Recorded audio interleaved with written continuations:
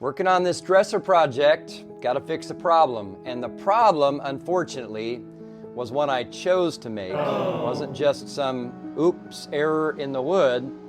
It was something that I decided to do. Thought maybe I could get away with it and it wouldn't be noticed, and getting deeper and deeper into the project, I'm seeing it more and more and more, and it's bothering me and troubling me more and more and more, but here we are. Now I have to fix it. I'll show you what it is. Here's the situation. When I started this dresser project for my wife, I went out to the unit of white oak and I pulled and milled just enough material, what I thought was enough material, to do these two dressers. Well, the problem was that on the last bottom rail of the second dresser unit, I was 1 inch, maybe not even that, maybe half an inch short. So I thought, you know what, I'll grab a piece of scrap and I'll just add it to it and extend it 1 inch. And I thought, should work well enough. Problem was discoloration. You can see the difference in the colors here. You fail. And instead of going and grabbing another piece, I got lazy and decided to do it this way. So it stands out like me when I go to San Francisco. You can make of that whatever you want. So I've been feeling worse and worse about it as the project's been going on so much that I can't sleep at night. I'm not eating healthy foods. And my wife just says, you're not the same person. So I've got to fix it. But the further you get into a project, the more it requires. I've got a major overhaul now. So one night when I couldn't sleep and I went out to eat a bowl of ice cream, I thought to myself, I bet you I could fix that with a piece of scrap that has a knot in it, and the knot can act as a seam line and you'll never see it. Never done it, but I plan to try it. And you're gonna get to watch it. So let's go.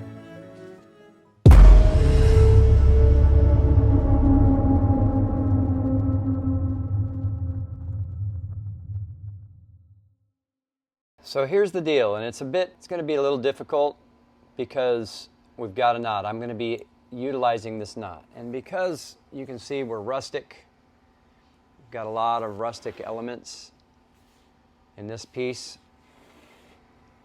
Because there's a knot here, we can be any color we want. I don't have to match this color or this color. The knot, as you can see, changed the color from this light color that would have matched better this to this dark patch. So what I need to do is find a piece, which I have. This piece here is the piece I'm going to use. And it's got a knot. What I'm going to try to do is cut around this knot here like this. And I'm going to cut back over into here like this. And then I'm going to cut the same shape out and inlay this so that it basically looks like the knot has caused the change in the discoloration, or the change in color. The idea is, where we get really dark on this knot here, I'm going to just cut like this.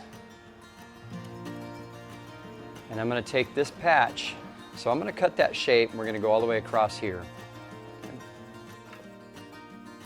You know, I watched some of these other woodworking videos in my niche here, and I realized something. They figured out that you sick viewers out there enjoy watching us screw up these projects.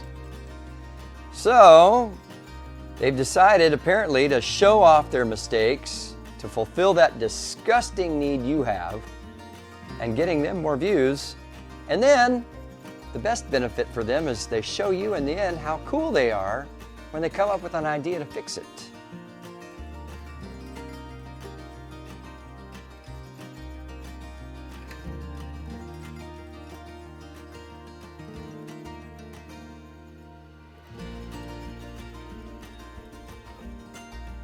In my everyday business, that's the business where I have a paying clientele. They pay me to build something specific for them. I generally don't show, no, I never show a client a mistake on a project. Once you see it, you know it, and you'll always see it there in your mind. I can go this far. I want to go as far as I can because I'd like to be able to get the router in over here. I can go as far as this piece allows, which is right about there. So I think if I lock this in right there, that should get me what I need. I've found that in these YouTube videos, these YouTubers in this niche, they show the mistakes. I think we like to see the mistakes because it adds an element of drama. But I think what we really like is, I think we like the troubleshooting aspect of this. I think we like to see how will this be fixed. Can you actually fix this so that I don't see it in the end? So I've edited these things out of my videos when I make mistakes because it's ingrained in me. I don't show people my mistakes. I edit those things out and I make you think that I make a perfect project every time without any errors. But that's just not reality. In fact, I don't know if that ever happens. Should be able to take this off now. Oh, those nails hold really good. They're just 23 gauge. Holy cow, you'd think I put glue on it. Whoa. Wow, crazy. All right, tip on these nails. Grab the tip. The tip is to grab the tip of the nail with your dikes like this. And don't squeeze to cut them. They're very tip. Pull them forward and backwards just a few times, just like this, and they'll actually just break off right at the base of the nail.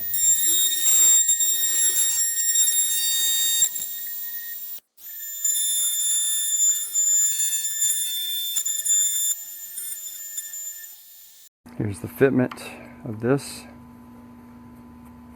Okay, see how that's going to look? The knot breaks it all up, and there's a trim that goes here. So, I'm going to glue that in, nail it, sand it.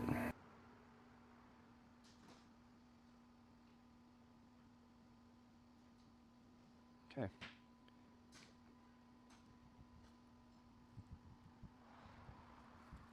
That's it. I like it. I like the way it looks.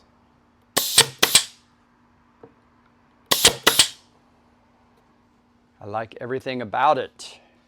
Everything. All right. I did lose a piece of this knot, but I kept it. Doesn't really matter how it goes back in, just as long as it goes back in. Fills up a good chunk of that hole.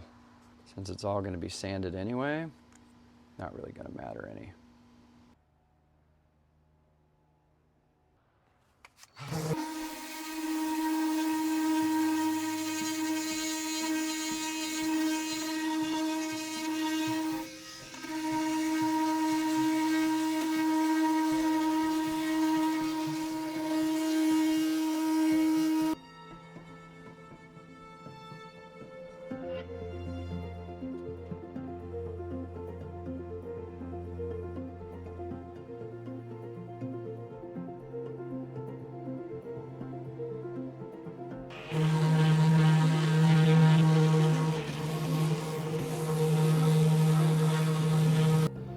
The last part of our procedure here, this piece of trim that covers most of the flaw. I was thinking back to the man that trained me. He was an older man in this business, and he used to say there's a difference between saying uh-oh and oops. Oops was something you could fix, so you wanted to say oops. But if somebody said uh-oh, it meant we're in big trouble here. So this looks like an oops, thankfully, and not an uh-oh. That's the final product of that knot, or that area that was the light seamed piece. Oh my goodness. It looks like that's, oh man, I can't even, that is so cool. Ah, wow, you know, I don't mean to brag, but yes I do. Okay. So there it is, my first mistake posted all over YouTube for you to enjoy. I hope you enjoyed yourself. And If you hit the subscribe button and the notification bell, you'll be able to enjoy yourself much more in the future when I make more screw-ups and post those on YouTube. Anyway, be honest. Can you see it? No, you cannot see it. And that really is kind of the point, isn't it? Okay, well, I hope you enjoyed this video, and we'll see you on the next one.